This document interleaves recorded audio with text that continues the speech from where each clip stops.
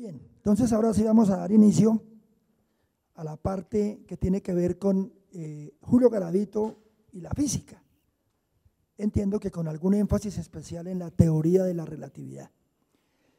Es un gusto para nosotros tener al profesor José Robel Arenas Salazar, profesor asociado en dedicación exclusiva, Facultad de Ciencias, Observatorio Astronómico Nacional, Universidad Nacional de Colombia.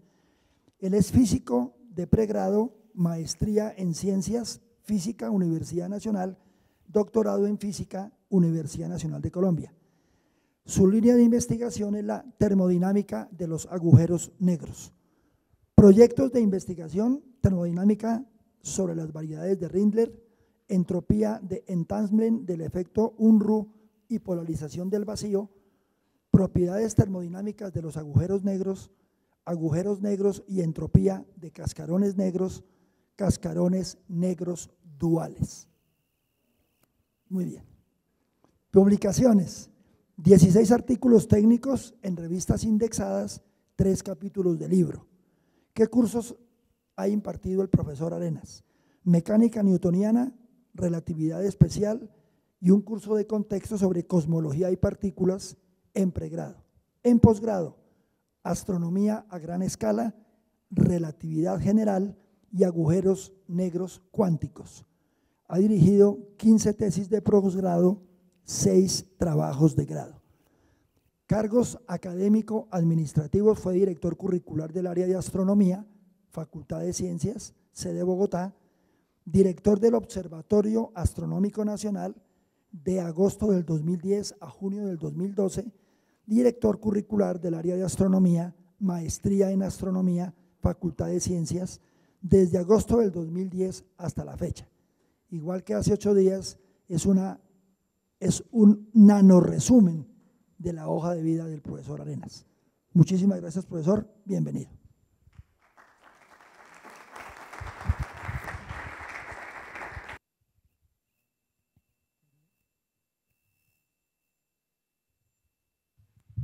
Sonido. Bueno, gracias, profe. Muy amable por la presentación. Buenas noches para todos. De verdad es un honor para mí que me hayan invitado a participar en este evento. Y resultó un placer, de verdad, preparar la charla. Bien, quisiera iniciar la presentación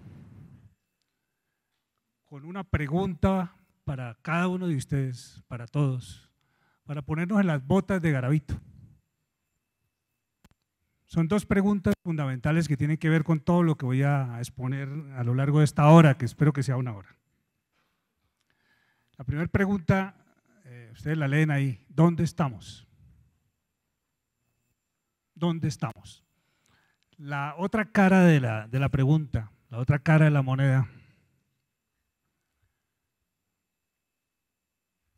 ¿cómo nos movemos?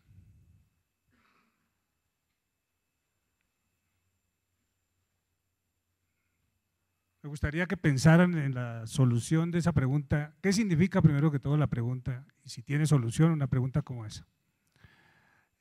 Uno podría responderla en términos puramente prácticos. Si el ámbito en el que yo me muevo es la Universidad Nacional o la ciudad de Bogotá, si no tengo otro alcance, pues me bastaría tener unas coordenadas de la ciudad y con eso ya podría saber dónde estoy, ¿cierto? Pero quizá tengamos una perspectiva mucho más amplia del espacio que nos rodea y nuestro ámbito sea, digamos, el planeta Tierra. Nuevamente, también hay una manera de saber dónde estamos y cómo nos movemos. Y así podríamos seguir avanzando en la profundidad del cosmos, por ejemplo, con respecto al sistema solar. Podríamos saber que estamos a 150 millones de kilómetros con respecto al Sol, que nos movemos a 30 kilómetros por segundo en su órbita. Podríamos ir mucho más allá con respecto a la galaxia. Podríamos afirmar que estamos a 30.000 años luz del centro de la galaxia, que nos movemos a 230 kilómetros por segundo alrededor de esa estructura de estrellas. Sin embargo, eso no responde a la pregunta de fondo. De igual manera podríamos seguir hacia el grupo local de galaxias e ir hasta las escalas más grandes que conocemos, 10 a la 25 metros. Podría ser inoficioso seguir en esa tarea de buscar un escenario que finalmente nos diga dónde estamos. Entonces, les dejo planteadas esas preguntas porque tienen que ver con el fondo de todo lo que va a enfrentar Garavito, porque a la larga va a ser un enfrentamiento de dos grandes paradigmas de la física. Bien, yo espero desarrollar esos 5 aspectos que están ahí. Primero, una pequeña introducción a manera de resumen. Luego voy a contextualizar la física del tiempo que le tocó vivir a Garavito y poder decirles a ustedes lo que encontré como las contribuciones significativas que hizo Garavito a la física. Unas conclusiones donde podría haber alguna discusión y finalmente unas referencias que podrían ser útiles para todos. Bien, en síntesis, ¿qué hizo Garavito en física? Garavito fue un clásico de la mecánica y de la óptica. Ahorita vamos a ver que básicamente lo que hizo Garavito fueron trabajos en óptica y mecánica clásica. Sin embargo, sabemos que él trabajó en fluidos, trabajó en termodinámica, pero todo ello en función de la meteorología, no propiamente de la física. Si uno mira las notas de Garavito, encuentra que conocía la electrodinámica, pero la electrodinámica de Garavito la va a leer desde la mecánica. En síntesis, su escenario va a ser la mecánica clásica y la óptica, como ya veremos. Le tocó vivir el eclipse, el final de un gran paradigma, el paradigma mecanicista del mundo, que podemos llamarlo el paradigma newtoniano. Le tocó vivir el final de un gran paradigma y el comienzo de otro paradigma. Y eso pues va a ser lo interesante que vamos a encontrar en la obra de Garavito, porque él va a tener que resolver los problemas que se presentan o que se presentaron al final del siglo XIX, los va a tener que leer desde uno de esos paradigmas, como seguramente le tocó hacerlo a todos los físicos contemporáneos de esa época. Y como ya ustedes lo saben, pues él va a defender el paradigma newtoniano en un escenario donde van a aparecer cosas nuevas que seguramente solo se podrían entender, y podríamos decirlo así, se les podría encontrar solución en un paradigma nuevo que podríamos llamarlo el paradigma de los campos o el paradigma relativista.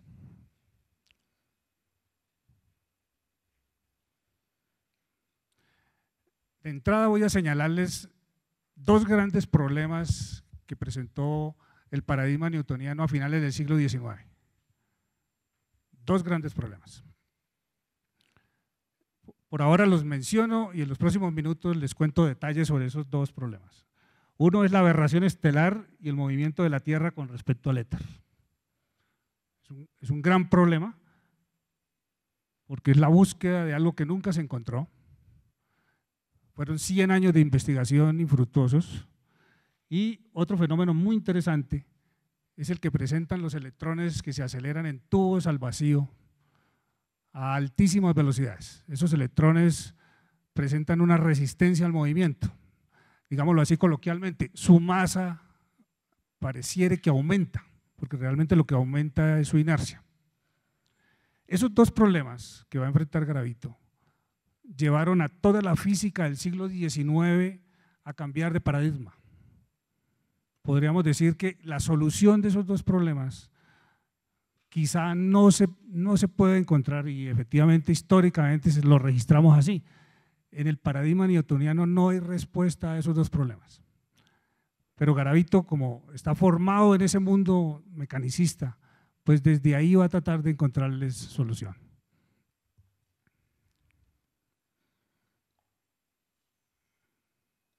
Bien, entonces brevemente voy a mostrarles el escenario que nos explicaría por qué se presentaron esos dos problemas que ya mencioné. Uno de ellos es la mecánica newtoniana, que está fundada en dos conceptos fundamentales, espacio absoluto y tiempo absoluto.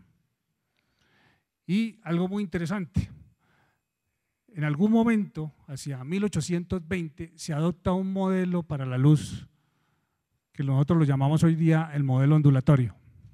Ese modelo ondulatorio, para poderlo explicar en términos de la física de la época, una física totalmente mecanicista, hubo que introducirle una noción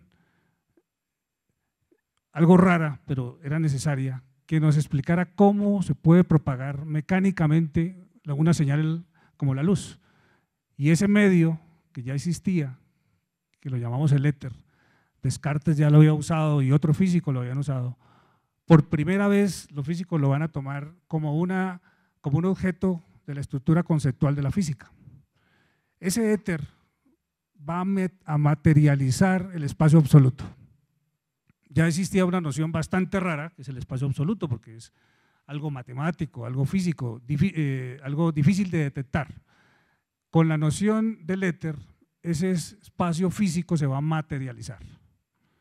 Entonces, esos dos conceptos, lo que tiene que ver con la naturaleza de la luz moviéndose en un medio mecánico y la naturaleza del espacio y el tiempo de carácter absoluto, van a sustentar el modelo mecánico del mundo. Bien, miremos el primero rápidamente, la mecánica de Newton. Los principios matemáticos de filosofía natural de Newton. Tal como lo coloqué ahí, es una catedral. Es una estructura axiomática extremadamente sólida, constituida por unas definiciones, unos comentarios, unos axiomas y una gran cantidad de teoremas que aquí se llaman corolarios. Toda una estructura matemática para darle la fundamentación a la física de su época. En las definiciones ustedes encuentran las nociones básicas, como por ejemplo la noción de fuerza, pero seguidamente aparecen en los principios matemáticos, aparecen estas dos nociones, que van a ser los pilares de la física de Newton. Aquí les coloco tal cual como aparece en los principios de filosofía natural, como aparece en las definiciones. Noten ustedes que el tiempo absoluto aparece como algo verdadero y matemático. Ahí hay un problema. Es una noción matemática. En física, cualquier objeto que pretenda hacer parte de la estructura de la física debe ser detectable y medible. Aquí el tiempo, por definición, es un objeto matemático. Lo de verdadero, pues es algo bien complicado, ¿no? Por otro lado, aparece como un objeto que fluye uniformemente y sin relación a nada externo. Eso es como colocarlo fuera del mundo visible, fuera del mundo físico. La otra definición, la de espacio absoluto, va a ser un escenario que permanece siempre similar e inmóvil. Nuevamente, es un objeto de carácter matemático. Como estructura axiomática es algo bellísimo y perfecto porque le va a dar toda la solidez a esa estructura matemática de la física. Pero el problema grave con esos dos conceptos va a estar en su naturaleza medible, detectable, en su naturaleza física.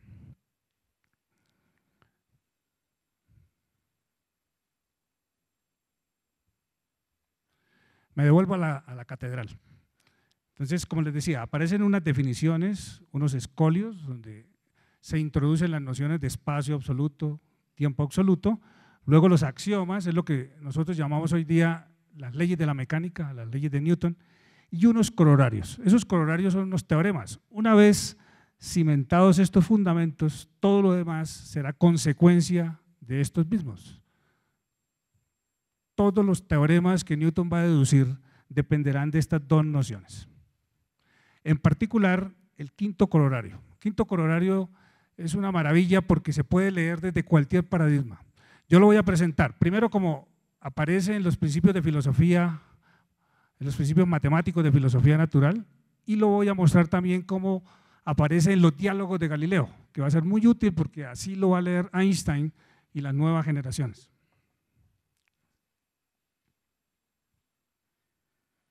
Bien, mientras que ustedes leen el quinto corolario así como lo escribió Newton, yo les comento lo que quiere decir. ese quinto corolario, que es un teorema, no se les olvide que es un teorema, es deducible de las definiciones que introdujo Newton al comienzo de su tratado de filosofía matemática natural. Lo que dice ese quinto corolario es que los sistemas, llamémoslos laboratorios que se mueven con velocidad constante, con movimiento uniforme, son equivalentes a cualquier laboratorio que esté en reposo con respecto al espacio absoluto. Entonces tenemos un espacio absoluto, allí definimos un laboratorio en reposo y después todos los laboratorios que se muevan con velocidad constante con respecto a ese, todos ellos van a ser equivalentes. Equivalentes quiere decir que las leyes de la mecánica que se describan en unos y otros deberían ser las mismas. Ese es el quinto corolario. Ahora, yo se los voy a mostrar cómo aparecen los diálogos de Galileo, que aparecen de una manera muy sugestiva. Unos diálogos muy conocidos por ustedes. Supongan una embarcación que descansa o que está sobre las aguas de una laguna. Supongamos que esas aguas están en reposo, simulando el éter. Y vamos a pretender desde la embarcación tratar de saber si se mueve con velocidad constante o si está en reposo con respecto a esas aguas tranquilas de la laguna. Si nos ubicamos en la superficie, en la cubierta de la embarcación, pues la cosa sería muy sencilla. Uno mira hacia las orillas de la laguna y podría saber si la embarcación está en reposo o no. Lo interesante es tratar de descubrirlo encerrándose en la bodega del barco y hacer experimentos, a ver si algún experimento mecánico nos pudiese decir si la embarcación está o en reposo con respecto a la laguna o moviéndose con velocidad constante. Entonces ustedes se pueden imaginar todo tipo de experimentos mecánicos al interior de la bodega. Experimentos de caída libre,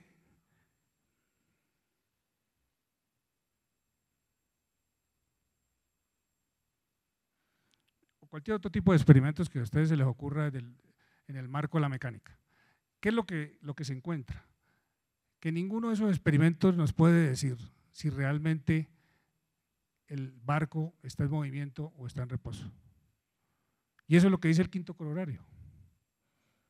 El quinto corolario dice que justamente eso está ocurriendo porque las leyes de la física, en particular en este caso de la mecánica, esas leyes de la mecánica son las mismas en unos y otros sistemas. Si ustedes hacen esos experimentos en el reposo del éter, o en este caso del espacio absoluto, o en el modelo del barco en la laguna con aguas quietas, en la orilla de la laguna, si ustedes hacen los experimentos en ese sistema en reposo, deben comportarse igual si el barco se mueve con velocidad constante. Entonces, eso lo podemos elevar a la categoría de un postulado de imposibilidad. No hay manera de hacer un experimento mecánico al interior de la bodega de este barco que nos diga si el barco está en reposo o está en movimiento con velocidad constante. Ese es el quinto corolario. Ténganlo en cuenta porque esa lectura del quinto corolario se puede establecer en cualquiera de los paradigmas, bien sea en el paradigma en el que tuvo que trabajar Garavito o en los paradigmas modernos. El mismo experimento se puede leer de varias formas. Bien, el otro aspecto del mundo mecánico, de la naturaleza mecanicista, es la naturaleza ondulatoria de la luz. Hacia 1820, después de más de 100 años de discusiones, porque existían dos modelos, un modelo corpuscular y el modelo ondulatorio, que se disputaban la explicación de la naturaleza de la propagación de la luz. Finalmente, debido a la aparición de los fenómenos de interferencia, de difracción y otros, la comunidad de investigadores en física terminó aceptando el modelo ondulatorio. Pero como la única noción que se tenía era una noción mecanicista del mundo, como lo indica la imagen, en este caso ondas propagándose sobre el agua a través de este medio elástico, o la imagen que tenemos del sonido. El sonido se propaga a través de los gases, a través del aire. No se tenía otra imagen del mundo. Entonces no había otra opción que introducir un medio por el cual la energía luminosa pudiera viajar.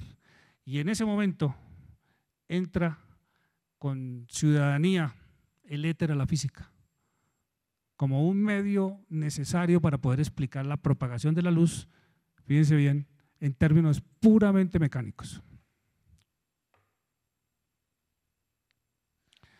Pero ese objeto, que llamamos éter, tenía propiedades bastante raras, como ustedes ven ahí.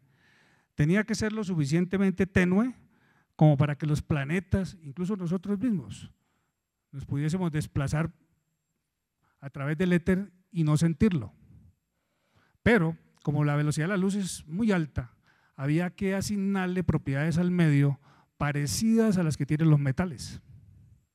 De tal manera que tenía propiedades casi que contradictorias, hasta incluida una compresibilidad negativa, ¿sí? Coeficiente de rigidez muy grande, pero a la vez tenue. Eso es una contradicción.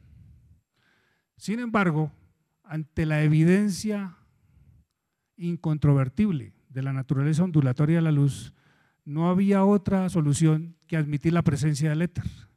Entonces, ¿qué se llegó a pensar?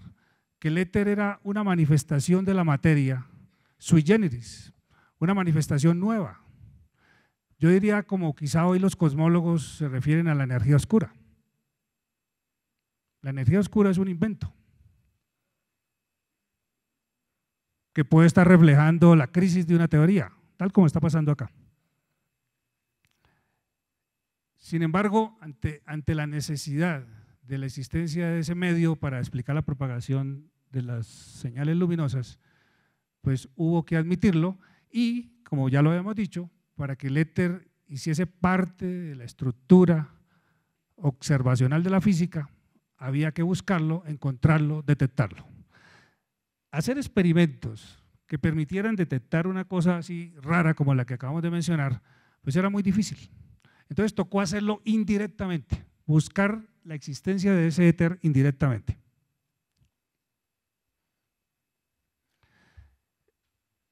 ¿Cómo se hizo? Hay tres elementos que les voy a explicar rápidamente para que entiendan cómo fue esa búsqueda del éter. El teorema de adición de velocidades de Galileo, que ya les digo qué es, el fenómeno de la aberración estelar y por último el experimento de Airy. Esos tres elementos nos van a permitir configurar experimentos con un solo objetivo: detectar la presencia del éter de manera indirecta, como ya lo veremos. Teorema de adición de velocidades.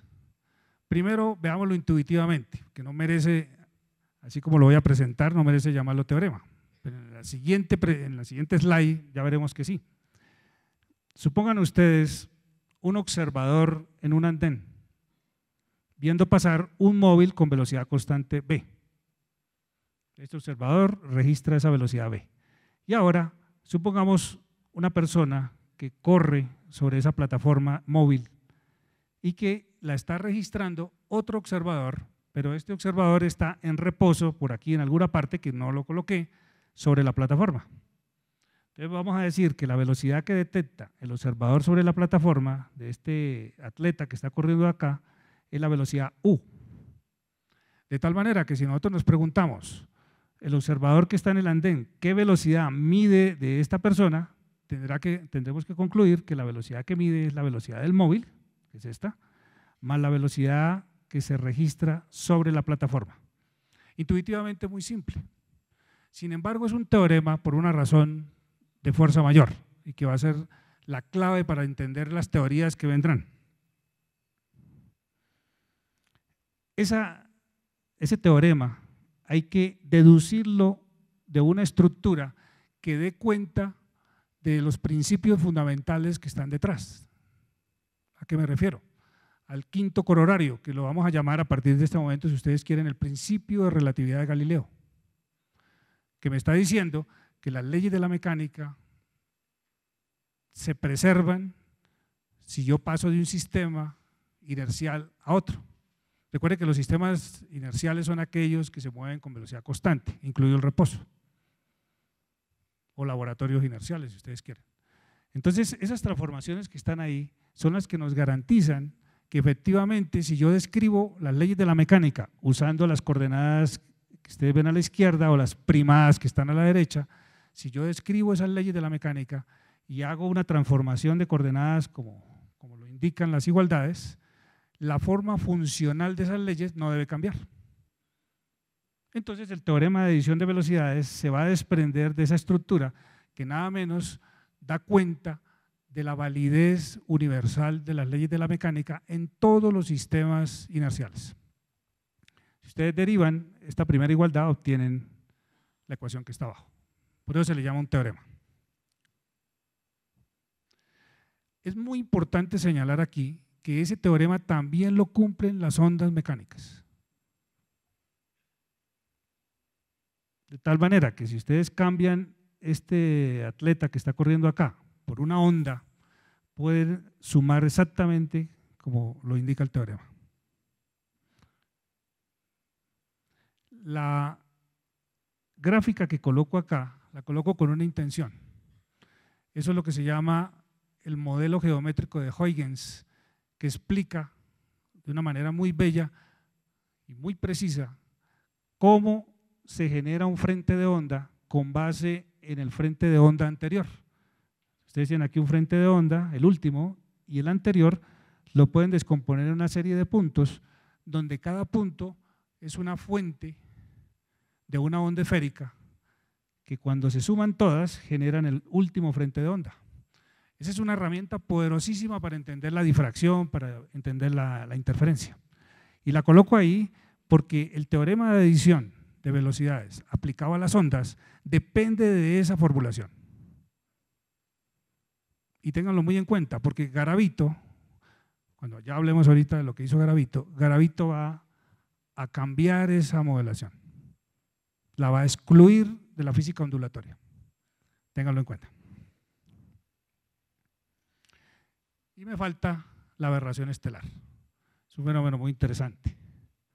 Hacia 1725, James Bradley se puso en la tarea de medir distancias de estrellas lejanas y trató de usar la técnica de triangulación, simplemente tratar de ver el objeto desde dos ángulos distintos y usando algo de trigonometría, pues uno puede inferir la distancia si no está muy lejos. Él notó que algunas estrellas, cuando trató de aplicar la técnica de triangulación, tenían un movimiento bastante curioso. A lo largo de un año hacían un movimiento elíptico que equivale, para que ustedes se hagan una idea, como observar un balón de fútbol americano a unos 2 kilómetros. Estos son 41 segundos de arco, si no se refiere en términos astronómicos. Y él notó rápidamente que eso no tenía nada que ver con la triangulación. Y a eso se le va a llamar una aberración estelar. Las estrellas lejanas presentan ese movimiento elíptico. Era fácil de explicarlo, teniendo en cuenta que la Tierra tiene un movimiento relativo con respecto a las estrellas. Entonces, si hay un movimiento relativo, eso genera un pequeño desplazamiento que a lo largo de un año, si uno lo integra, genera ese fenómeno que ya les comenté. Para hacerlo un poquito más claro, piensen en ese modelo. Ustedes tienen un observador en reposo y cayendo sobre él una lluvia totalmente vertical. Si se mueve, él va a registrar esa lluvia como si llegara en forma diagonal, porque tiene la composición de dos velocidades, la velocidad de la lluvia más la velocidad del móvil. Eso mismo pasa con la luz. Si la Tierra estuviera quieta con respecto a las estrellas, pues la luz llegaría vertical, uno colocaría el telescopio mirando hacia la estrella simplemente, si escoge una estrella exactamente arriba. Pero, como la estrella se mueve con respecto a nosotros, o nosotros con respecto a la estrella, hay un movimiento relativo, nosotros vamos a ver que la luz de la estrella llega relativamente inclinada. Eso significa que los telescopios hay que colocarlos con un cierto ángulo de inclinación. Ese ángulo de inclinación es la aberración de la que yo les hablaba, que si uno la integra a lo largo de un año, genera ese movimiento elíptico de la estrella allá en el fondo estelar. Y eso genera 41 segundos de arco si uno lo mide con respecto a su eje mayor. Bien, la cosa se empieza a poner interesante en el siguiente sentido. Por la época en que todavía no se había consolidado el modelo ondulatorio de la luz, cuando se disputaban todavía el modelo corpuscular y el ondulatorio, la explicación última de la naturaleza de la propagación de la luz, se diseñó este experimento que consistía en observar la misma aberración estelar, pero esta vez agregándole al telescopio. Aquí tengo en la primera parte, en la parte de arriba, tengo el telescopio normal, con aire aquí dentro, con un ángulo de aberración. Pero si ustedes le agregan agua al telescopio, ese ángulo aumenta. Ya les digo por qué. Pero el experimento se planteó en estos términos porque se sabía que las velocidades de la luz viajando en un medio refringente, en este caso el agua, de acuerdo a los modelos corpuscular y ondulatorio, deberían ser distintos. Se esperaba que la velocidad, miren lo que les voy a decir, se esperaba que la velocidad de la luz en el modelo corpuscular debería ser mayor en los medios refringentes que en el aire, que en el vacío, para ir a los extremos. Entonces, como había una diferencia bien marcada, pues se esperaba encontrar acá, en estos experimentos. La razón por la cual este ángulo aumenta la podemos entender de la siguiente manera. Recuerden ustedes que tenemos una componente que nos indica la velocidad, en este caso de la luz, que correspondería al agua que les mostré en el modelito. Este es el movimiento relativo con el cual vemos desplazar la estrella que escogimos, y finalmente pues la señal nos llega en forma diagonal, como ya habíamos comentado. Entonces, esta línea completa corresponde a la velocidad de la luz en el aire. Si la luz cruza por un líquido como el agua, disminuye su velocidad y entonces su componente se hace menor. Entonces ya la componente no va a ser la suma de este vertical y este horizontal, sino la suma va a ser la vertical hasta acá y esta horizontal, y por lo tanto, como ustedes notan, la inclinación del rayo de luz, este ángulo, es mayor que este de acá. Eso ocurre si observamos el fenómeno de aberración estelar agregándole agua al telescopio. Bien, ¿dónde está lo interesante? Observen esta formulita. Yo no voy a hacer aquí cálculos, pero esto es refracción de la luz, ¿sí?, aplicada al telescopio con agua. Noten que hay dos ángulos, el ángulo alfa cuando el telescopio está en el aire y el ángulo beta cuando el telescopio tiene agua dentro. Noten ustedes que la diferencia de esos dos ángulos, beta y alfa, en el caso del aire y en el caso del agua, va a depender de estos elementos. N, que es el índice de refracción, en este caso del agua, C, la velocidad de la luz, pero aquí viene el objeto que nos interesa, esta velocidad. Esa velocidad vendría a ser la velocidad de la Tierra con respecto al éter, que es ese escenario en reposo sobre el que se mueve la luz. Y entonces, claro, si uno tiene esa ecuación, uno se imagina, vea, si somos capaces de medir estos ángulos y calcular la diferencia, pues despejaríamos B y encontraríamos la velocidad absoluta de la Tierra con respecto al éter. Y eso es una manera de hacer evidente el éter. Porque piensen ustedes en lo siguiente, si nos ubicamos en el éter, nos paramos en reposo en el éter, desde allí uno puede ver pasar la Tierra moviéndose con respecto al éter. Pero lamentablemente nosotros nos tocó vivir aquí en la Tierra. Entonces, si estamos sobre la Tierra, ¿uno qué es lo que observa? Uno observa un viento de éter, ¿cierto? Uno ve más bien es que el éter se mueve porque nosotros estamos en una Tierra que la vemos quieta. Entonces, detectar esta velocidad absoluta B, eso es equivalente a detectar el viento de éter. Entonces, la gente se animó porque pensaron que ya teníamos, o se tenía en ese entonces, una manera de detectar el éter. Recuerden que el éter es bastante difícil de entenderlo por sus propiedades mecánicas contradictorias. ¿Qué pasó? Cuando se hizo el experimento, estos dos ángulos resultaron iguales. Alfa resultó igual a beta. Una tragedia, podría decir uno, bueno, un problema de precisión en el experimento, quizás si se mejora el experimento, mejora la cosa. Pero también uno lo puede leer de otra manera. ¿No será que la Tierra está quieta? Pero a todas luces, para la época en que se discutían estas cosas, a comienzos del siglo XIX, ya era claro, o yo espero que sea claro para todos, que la Tierra se mueve. No hay que, uno nunca está seguro de esas cosas, pero eso creemos todos. La Tierra se mueve. Entonces, ¿qué hay mal ahí en todo esto? Quizás sea un asunto de precisión, quizá. Pero bueno, había que explicarlo. Había que explicar el experimento asumiendo lo más obvio, que la Tierra debe tener algún tipo, una velocidad finita, la que fuese, pero debe tenerla diferente de cero. Entonces había que buscar un mecanismo. Ese mecanismo ya se le había ocurrido a Fresnel mucho tiempo atrás, que se llama el mecanismo de arrastre de la luz por los medios refringentes. ¿En qué consiste? Consiste en suponer que cuando la luz está ingresando en el agua la arrastra un poquito, y al arrastrarla, entonces el movimiento relativo de la estrella ya no lo vamos a ver tan grande, lo hemos reducido. ¿Cómo entiende uno eso? Ya me devuelvo aquí un momentico.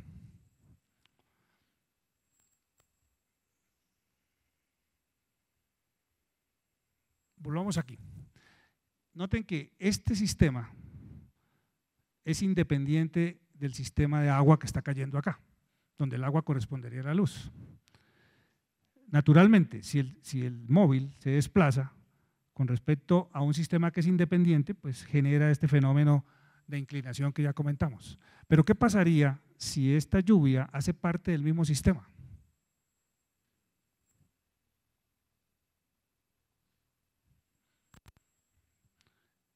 Si vamos a desplazar el laboratorio completo y entonces nos llevamos al observador con el agua.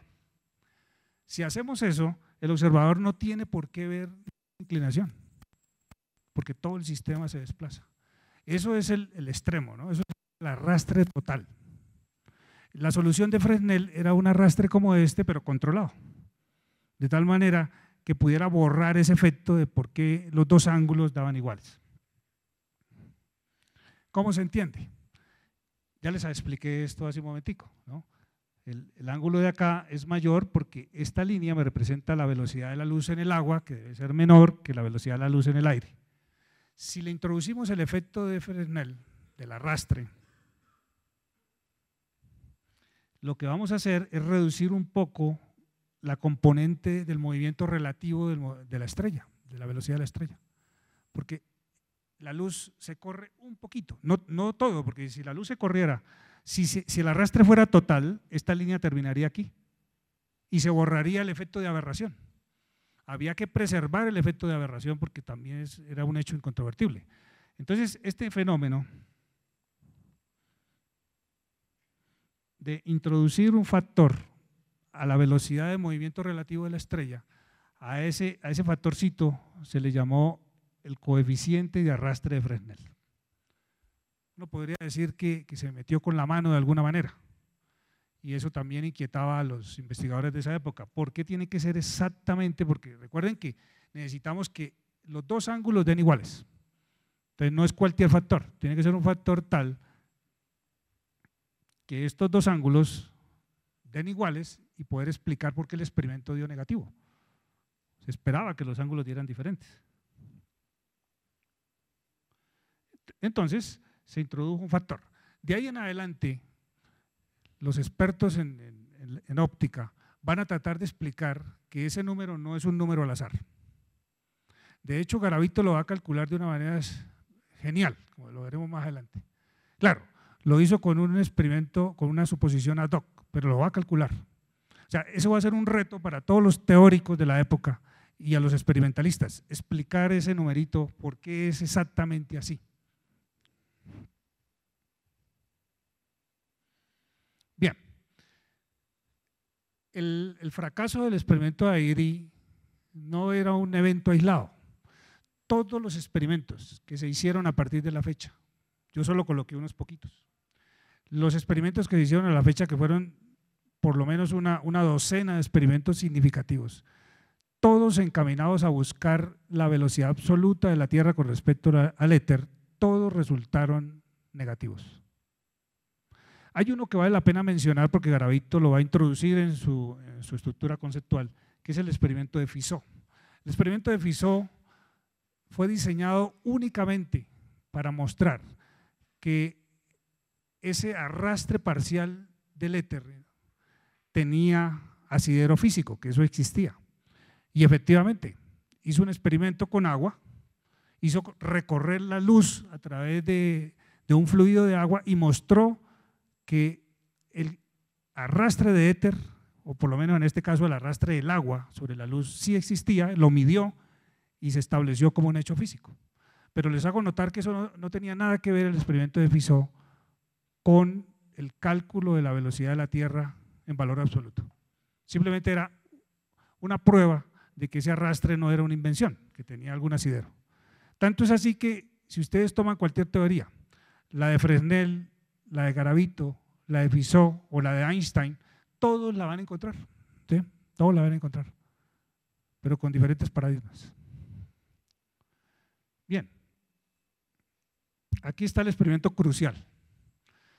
La mayoría de estos experimentos fallidos fueron explicados en términos de la precisión del experimento. Se pensaba que esos experimentos eran bastante imprecisos y que el día que se tuviese un experimento muy preciso, pues tendría que aparecer ese viento de éter que todo el mundo esperaba natural.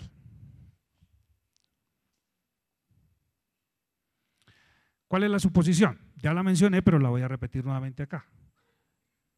Si nosotros nos ubicamos en el éter, en reposo con respecto al éter, pues desde allí vemos pasar la Tierra. Si tuviéramos el privilegio de ubicarnos en el éter, podríamos ver la Tierra pasar y medirle la velocidad, pero no es así el asunto. Como estamos en la Tierra, como nosotros estamos en reposo sobre la Tierra, lo que más bien va a ocurrir es que el éter es el que va a pasar frente a nosotros, lo que vamos a llamar el viento de éter. Ese modelo ustedes lo pueden exactamente asimilar al de unos observadores que se mueven en una canoa sobre un río. Entonces los observadores se mueven a la derecha. Para alguien que los esté viendo desde la orilla, ese sería el observador que estaría en el éter, en punto fijo. Pero para ellos que están en reposo con respecto a la canoa, ellos ven que hay algo que corre hacia allá, que es el río. Entonces, este movimiento equivale al viento de éter. Sobre esa suposición se diseñó un experimento para detectar el viento de éter, para ver si aparecía de alguna manera ese viento de éter, pero con una precisión mucho mayor que los anteriores experimentos. Ahí está el diseño del experimento. Consiste en lo siguiente: dos espejos reflectores comunes y corrientes, un espejo semitransparente, es un espejo que deja pasar parte de la luz y refleja el resto, y una fuente de luz. Entonces lo que se quiere es poner a recorrer la luz un camino asimétrico. ¿Asimétrico qué quiere decir? Que si de verdad hay un viento de éter, piensen ustedes que todo este objeto está montado sobre la Tierra y que la Tierra se mueve hacia la derecha, visto desde el éter, eso significa que debería haber un viento de éter hacia la izquierda visto desde la Tierra. Si es así, si hay un viento de éter moviéndose hacia la izquierda, un diseño experimental que tuviese rayos de luz moviéndose en sentidos contrarios podría dar cuenta de la simetría. En este caso, de esta fuente luminosa, el rayo de luz llega al espejo semitransparente, parte de él se refleja hacia la parte de arriba y parte de él se transmite al espejo del fondo. Luego, este rayo de luz se devuelve, lo mismo el de la parte de arriba se devuelve, el que llega por la derecha desciende al detector y el que viene bajando también desciende, de tal manera que aquí se forma un patrón de interferencia. Pero ¿qué es lo interesante? Si de verdad existe un viento de éter, no es lo mismo ir en esta dirección que en esta otra. Ustedes lo saben. No es lo mismo nadar en un río en la dirección de la corriente que en el sentido contrario. Entonces, este desfase en el tiempo debería generar una variación en el patrón de interferencia si se rota el sistema. Hay que rotar el sistema porque no tenemos la posibilidad de tener un experimento controlado en los siguientes términos. Digamos, tener la Tierra quieta y ponerla a andar para ver qué pasa. La Tierra está moviéndose todo el tiempo, entonces nos toca rotar el laboratorio, bueno, en este caso el disco, esto está sobre un disco, y debido a la simetría que da acá, debería notarse un corrimiento del patrón de interferencia que ya les digo de qué trata. Aquí está nuevamente el esquema del experimento y aquí está el detector. No sé si ustedes ven desde allá, pero aquí tenemos una serie de anillos que tienen unas franjas oscuras y unas franjas brillantes. Si existe el viento de éter, esas franjas que ustedes ven ahí, digamos, tomemos las de color oscuro, puede ser también las de color brillante, deberían desplazarse cuando se rote el disco por la asimetría que tiene la dirección de los rayos de luz. Y debería medirse. Este delta que está aquí debería medir ese corrimiento. El experimento estaba previsto para medir 1/100ª de desplazamiento del patrón. Fíjense ustedes, unas franjas de color negro y brillante, negro y brillante. Entonces se trataba de que una de esas franjas negras se corra hasta la otra y se podía medir hasta 1/100ª. Los modelos que se tenían, suponiendo el sol en reposo en el éter, entonces en ese caso habría que suponer la velocidad de la Tierra de unos 30 kilómetros por segundo, se esperaba un desplazamiento de 1/3. ¿Qué dio? Nada. O sea, ni siquiera algo similar a la 100ª. Algunos experimentalistas que han hecho este experimento N veces han encontrado algo por allá en las milésimas, pero no tiene ningún significado porque el rango menos ambicioso debe estar en 0,37. Luego, este es un experimento totalmente negativo. Y volvemos a mirar aquí, vea, ese ángulo dependía de la distancia que existe entre los espejos, que se llaman los brazos, la velocidad absoluta de la Tierra con respecto al éter, la longitud de onda que se usó para la fuente luminosa y la velocidad de la luz. Si esto hubiese dado diferente de 0, ¿cierto?, estaríamos en condiciones de calcular B. Pero nuevamente dio 0. No se detectó ningún movimiento. Y esto sí es una situación grave, porque es un experimento súper preciso y además muy claro, ¿cierto? Si uno mira la noción del viento de éter que aparece aquí, el hecho de que el experimento haya dado negativo es equivalente a decir que la velocidad es 0. Si la velocidad es 0, es porque no hay viento de éter. Pero como sabemos que la Tierra se mueve, entonces más bien lo que está ocurriendo es que no hay éter. No habría éter. Pero eso también es inadmisible, digamos, en la imagen mecanicista del mundo, ¿cómo pensar entonces la luz? Si le quitamos el soporte por el cual se desplaza.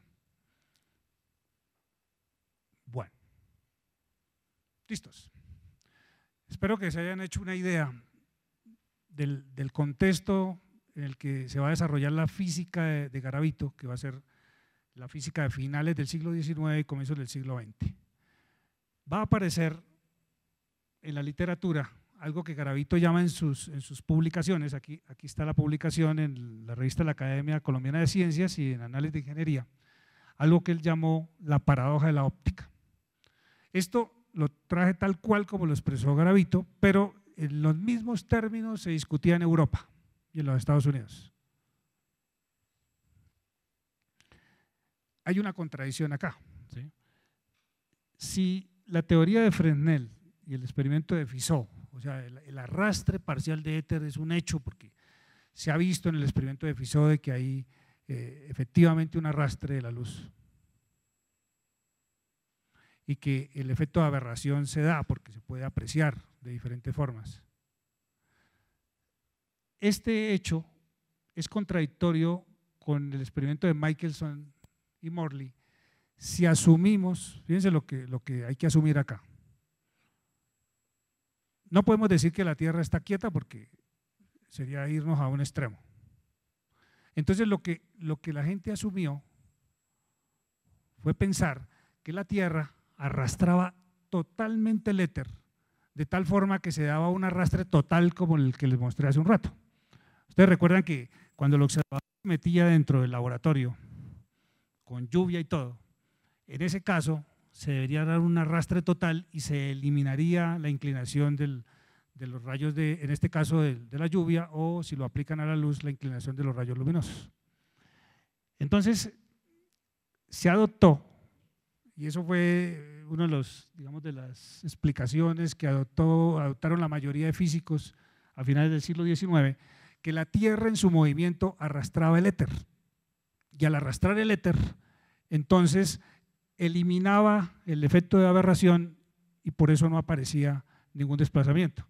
Pero para Garavito, ¿sí?, para Garavito va a haber aquí un problema, porque Garavito va a decir, bueno, vamos a asumir que el experimento de Michelson se puede explicar en función de un arrastre total, pero si hay arrastre total, se pierde el efecto de aberración. Recuerden ustedes que si el arrastre se hacía total, voy a devolverme un momentico.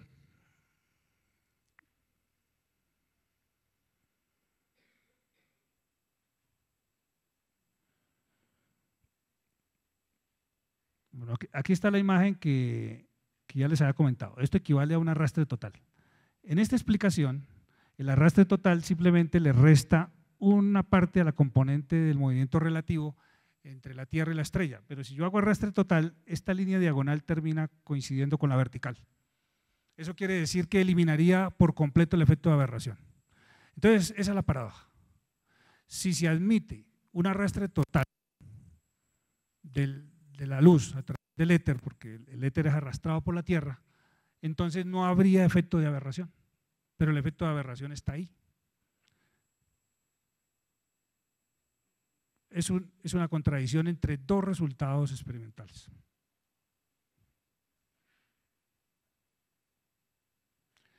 Garavito va a pensar que detrás de todo esto hay errores. Ya les voy a mostrar el programa de investigación de Garavito. Para Garavito hay errores aquí en alguna parte. Algo hay mal ahí que hay que averiguar qué es. Bien, el otro experimento crucial es el que tiene que ver con la masa de los electrones. Eso se hizo evidente a partir de 1906. Fíjense que ya para 1906 ya se ha publicado la teoría especial de la relatividad. Si se aceleran electrones en este tubo que está casi al vacío, esos electrones pueden controlarse, su movimiento se puede controlar con campos magnéticos y campos eléctricos. Lo interesante aquí en este tipo de experimentos es que con un campo eléctrico que se aplicaba en esta parte, se lograban deflectar los rayos catódicos o los electrones, hacerlos subir o hacerlos bajar por acá. Pero si este campo era muy intenso, aparecía un fenómeno muy raro, porque uno espera que si el campo acá eléctrico es muy intenso, esos electrones deberían deflectarse muchísimo, es lo que uno espera de manera natural. Pero ¿qué fue lo que apareció en la observación? Que cuanto más alto era el campo eléctrico que se aplicaba acá, obviamente los electrones se movían más rápido, pero la deflexión se reducía. Cuanto más intenso el campo eléctrico, más rápido se movían los electrones, pero la deflexión se iba haciendo menor. Los electrones iban hacia el centro. ¿Eso cómo se leyó en la física europea y americana? ¿Cómo empezó a interpretarse? Se empezó a interpretar como un efecto que tenía el electromagnetismo sobre la masa, como si la masa dependiera de los campos eléctricos. Y obviamente para Garavito, que es un defensor de la mecánica, él va a encontrar ahí que eso va en contravía de las nociones de la mecánica clásica. Aquí este parrafito que ustedes pueden leer ahí rápidamente es lo que Garavito está diciendo de ese tipo de experimentos. En particular solo miremos esto: una interpretación discordante con la mecánica clásica. Él nota que los teóricos que están trabajando en Europa y en los Estados Unidos están introduciendo explicaciones raras que van contra la noción de masa que establece la mecánica. Y lo que uno ve acá es que hay algo en los dos grandes experimentos que les he mostrado hasta este momento, el problema de la aceleración de electrones y el problema de la detección del movimiento absoluto de la Tierra con respecto al éter. Ese par de observaciones con múltiples de variantes que se hicieron, no se les encontraba explicación dentro del mundo mecánico, dentro de la imagen mecánica del mundo. Y poco a poco, buena parte de la comunidad europea y norteamericana empezó a buscar otras explicaciones. Entonces, a eso me refiero con la crisis en la que le tocó trabajar Garavito. Garavito le tocó trabajar con una física en crisis, que tenía dos problemas gravísimos que no había cómo explicarlos. Bien, entonces esa es la contextualización de la física de la época de Garavito. A partir de ahora les voy a mostrar las contribuciones que hizo Garavito en ese escenario tan difícil.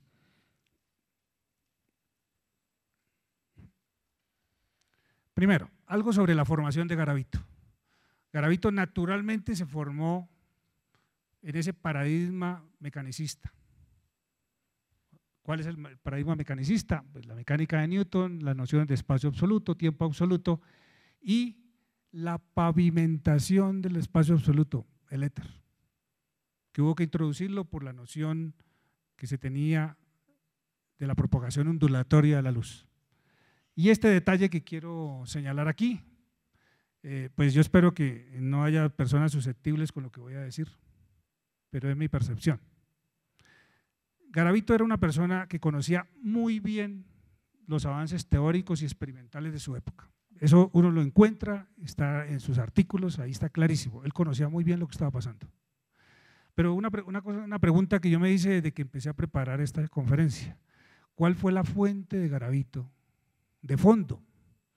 Y encontré que la fuente de Garavito fue la teoría de la relatividad de Poincaré. Poincaré está considerado como uno de los teóricos que construyó la teoría de la relatividad. Pero yo tengo que decir aquí, por lo que sé de Poincaré, que si bien Poincaré introdujo el principio de relatividad y se dio cuenta que había que modificar algunas nociones del tiempo, Poincaré, ya voy con Garavito, Poincaré se quedó a mitad de camino. Poincaré todavía tenía un pie en el mundo clásico. Para Poincaré, los efectos temporales que había que agregarle a los experimentos lo hacía como un artificio. Nunca entendió que de fondo lo que había que cambiar era la noción de cómo se mide el tiempo. Nunca llegó a fondo con el principio de relatividad. Entonces, lo que yo creo es que lamentablemente Garavito no tuvo una fuente directa como hubiese sido leer a Einstein. Le tocó leer a Poincaré, que para mí pues era pues un gran matemático y demás, pero de mente muy oscura. Se quedó con un pie en el paradigma newtoniano y con un pie en el paradigma relativista. Tengan en cuenta eso. Bien, aquí viene el programa de investigación de Garavito, lo saqué tal como aparece en algunos de sus artículos, cómo veía él la situación, ¿sí? Espero que me hayan entendido cómo está la cosa, ¿sí? La física del siglo XIX tiene dos problemas graves y Garavito se va a enfrentar como una cosa que nos ha llamado la atención a todos acá, los que hemos asistido a todas las charlas. Hemos visto que Garavito se ha enfrentado a problemas mayúsculos en diferentes campos. Ahora lo va a hacer aquí con los dos problemas más grandes que tuvo la física del siglo XIX. ¿Cómo lo va a leer? Bueno, esto sí vale la pena leerlo como está ahí, son las palabras de Garavito. Dice: el estado actual de la física en lo que respecta a la óptica y a la electricidad está todavía al nivel en el que estuvo la astronomía después del descubrimiento de las leyes de Kepler y antes de la gravitación. Los sabios que han intentado desempeñar en física el papel que realizó Newton en astronomía han fracasado, a nuestro juicio. ¿Qué lee uno ahí? En este momento, ya la electrodinámica de Maxwell, que se consolida a finales del siglo XIX, se ha desarrollado enormemente la electrodinámica. Pero ojo con esto, para la gran mayoría de físicos del siglo XIX, si bien aceptaban la electrodinámica y la trabajaban, sus fundamentos se los ponían a la mecánica. Era una teoría electrodinámica efectiva, porque los fundamentos eran mecánicos. ¿Eso qué significa? Que no se había aceptado la electrodinámica como una perturbación, perdón, como una interacción nueva, independiente de la mecánica. Entonces, en este caso, la situación en la que va a estar, este comentario que hace Garavito es un desconocimiento, en este momento, desconoce que la electrodinámica tiene existencia por sí misma, pero no es culpa de Garavito. Todos los físicos de esa época que les tocó vivir esta situación no tenían clara esa situación, porque la electrodinámica aparecía ligada íntimamente a la mecánica. De tal manera que cuando se dice esto, es desconocer todos los avances que se habían hecho en electrodinámica, independientes de la mecánica. Por otro lado, quiero señalarles esto. Garavito está convencido de que el paradigma correcto es el paradigma newtoniano. Entonces él va a ver todas estas anomalías que aparecieron en la física del siglo XIX como errores, ¿sí? Así se señala, como errores. Él dice, aquí hay cosas que están mal y que hay toda una generación de físicos, quizá muy jóvenes, que están tratando de inventar conceptos nuevos y han fracasado, ¿no? Como ya lo leíamos. Y entonces dice, es necesario descubrir cuál es el error y mostrarlo. ¿Sí? Ese va a ser el programa de investigación de Garavito por más de 10 años. Tal ha sido nuestra labor desde hace 10 años, para cuyo efecto hemos publicado 4 folletos a saber. Y ahí están. Es una cosa impresionante. Hizo toda una teoría ondulatoria de la luz. La hizo con principios matemáticos rigurosos. Pues, esa es una de las sorpresas que encontré, darme cuenta que él manejaba muy bien, por ejemplo, el principio de mínima acción. Herramientas que uno maneja hoy día en física teórica. Y hizo su propia teoría para poder mostrar cuáles eran esos errores que llevaban a la física del siglo XIX a contradicciones. Entonces ustedes pueden encontrar en este artículo, Bancarrota de la Ciencia, así que aparece como una interrogación, pueden encontrar ese programa de investigación de Garavito donde él señala todos estos trabajos. Yo me voy a concentrar en particular en la paradoja de la óptica matemática, porque recoge todo este trabajo que hizo previamente para poder finalmente hacer una teoría que resolviera la contradicción entre los experimentos de Fizeau y los de Michelson y Morley.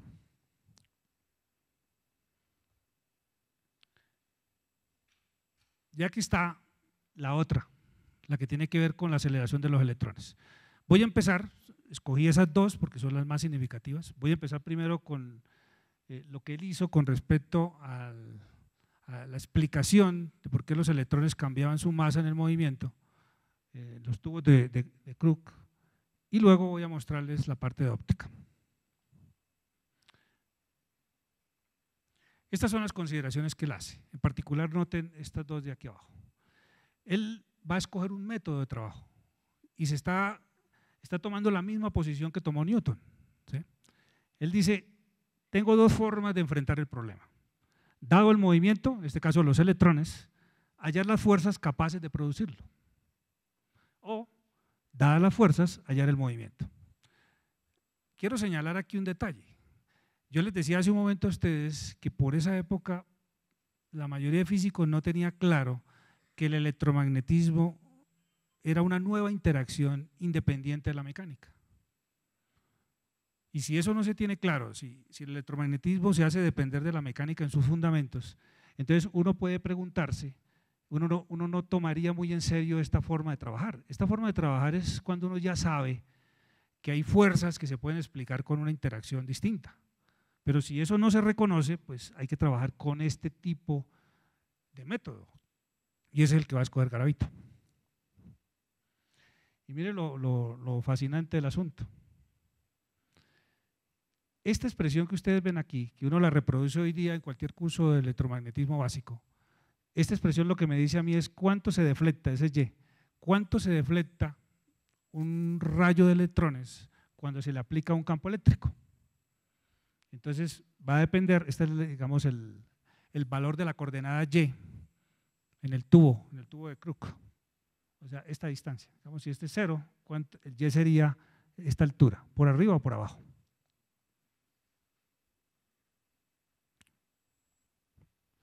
Entonces noten las fórmulas. Esta es la que están publicando los teóricos de la época, como Thomson, que ustedes lo conocen, muy famoso. Noten ustedes que todo lo que está en color blanco, excepto lo que está en rojo, coincide. Esta la va a construir Garavito, ya les digo cómo. Esta la ha construido Garavito y esta es la que están haciendo el resto de teóricos. Esta parte que está aquí, para que no se confundan, esta F, porque escogí el lenguaje tal como lo publicó Garavito, esta F es la que nosotros llamamos hoy día el campo eléctrico. Entonces consultan un texto de física, ahí uno coloca E, ¿cierto? Pero aquí corresponde a F, de tal manera que el producto F por E, esa sí es la fuerza eléctrica, para el caso de los electrones impulsados por campos eléctricos. Garavito va a cambiar eso por esto. No va a reconocer esa fuerza eléctrica como la causa en últimas, la causa de que esos electrones se aceleren, y va a introducir otro efecto, donde va a introducir un N que tiene que ver con un número de choques que va a afectar el momentum de las partículas. O sea, se va a devolver a la cinemática nuevamente. Va a excluir la interacción electromagnética de la explicación. Obviamente va a conservar el campo eléctrico, pero le dio una naturaleza muy curiosa. Los que conocen muy bien este artículo consideran que este fue el modelo más creativo que tuvo Garavito en sus trabajos de física. Aunque a ustedes les suene raro, la explicación que va a dar Garavito para cambiar este campo eléctrico por choques del campo eléctrico, no el campo eléctrico que actúa con las ecuaciones de Maxwell, con las ecuaciones que se han construido para la época, sino volviendo a las colisiones simples con un campo eléctrico que es nominal, pero es un campo eléctrico que Garavito le puso una condición. Hoy diríamos, Garavito cuantizó el campo eléctrico, porque era un campo eléctrico que actuaba con cierta periodicidad. Lo voy a colocar en la siguiente slide, como él lo escribió, ya lo explico. En la parte de arriba estoy señalando el texto tal como él va a explicar el fenómeno y ahora yo lo reproduzco acá. Ustedes lo pueden ir leyendo y yo les cuento simplemente lo que Garavito hizo. Para los teóricos de la época, los electrones se aceleraban por la presencia del campo eléctrico y ya está. Pero para Garavito había un campo eléctrico, pero actuaba de manera distinta. Era un campo eléctrico que actuaba con un cierto periodo, no actuaba en forma continua, era un campo que actuaba discreto. ¿Eso qué significaba?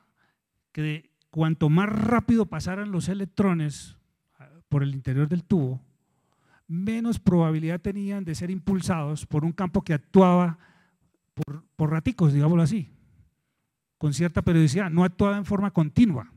Entonces eso en última significaba que la gran mayoría de electrones que eran disparados desde atrás,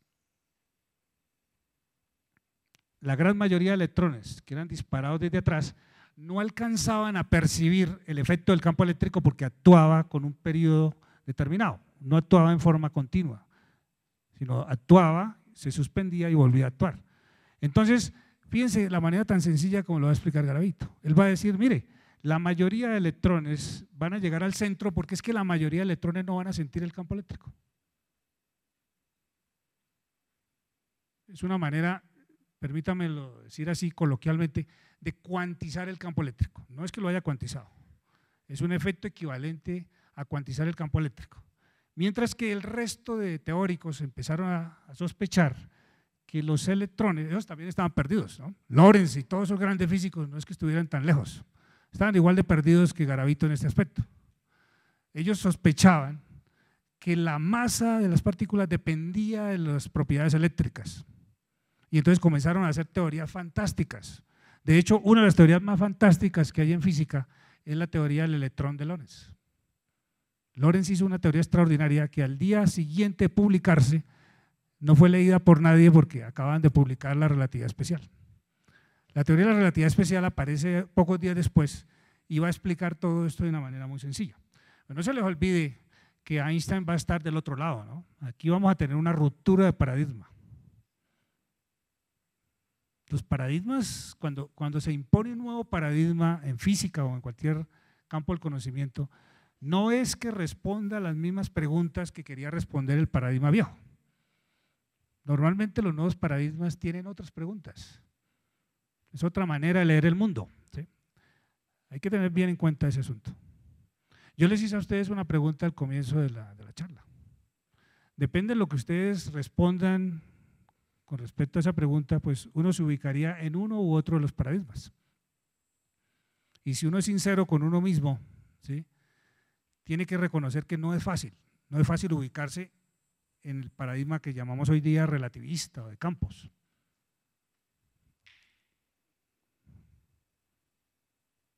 Bien, entonces, esta está considerada una de las soluciones más creativas de las que introdujo Garavito.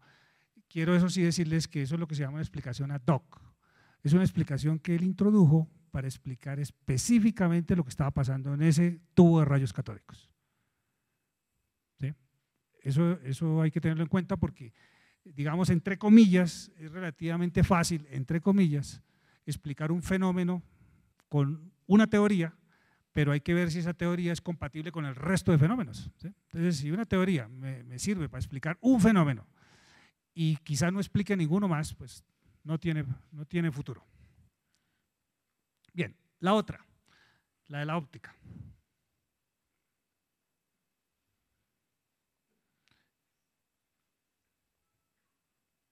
Solo lo que quiere decir ese parrafito. Garavito se va a dar cuenta que la paradoja que tiene con respecto a la observación de Fizeau y de Michelson es una contradicción total y la única manera que la puede resolver, la única manera que se le ocurre para resolverla es modificar alguna de las estructuras fundamentales de la teoría ondulatoria y ese es el momento de decirlo. La teoría de Huygens, que explicaba en términos geométricos muy sencillos que la dirección de propagación de la luz siempre se daba perpendicular a los frentes de onda cuando esas ondas viajaban en medios en reposo. Esa noción, que es muy clara, muy digamos, yo diría genial, la ocurrencia que tuvo Huygens, y que hoy día uno no entiende la difracción o la interferencia sin ese concepto. Garavito la extrae de la estructura teórica y va a construir su propia teoría, ¿sí? Y es asombroso, de hecho a mí me impresionó ver la cantidad de desarrollos matemáticos que tuvo que hacer para construir una teoría donde no estaba presente el principio de Huygens. Y entonces con eso él logra, ¿sí?, resolver la paradoja, logra hacer un cálculo donde todos los demás cálculos dan contradictorios, él los hace compatibles. No les voy a explicar todos los detalles porque pues, tendría que llenar esto de ecuaciones, pero sí les puedo mostrar aquí.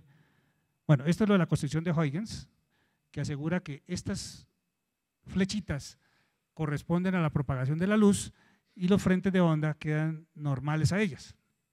Ese es el modelo básico cuando se describe en un sistema en reposo. Y de ahí se deduce lo demás.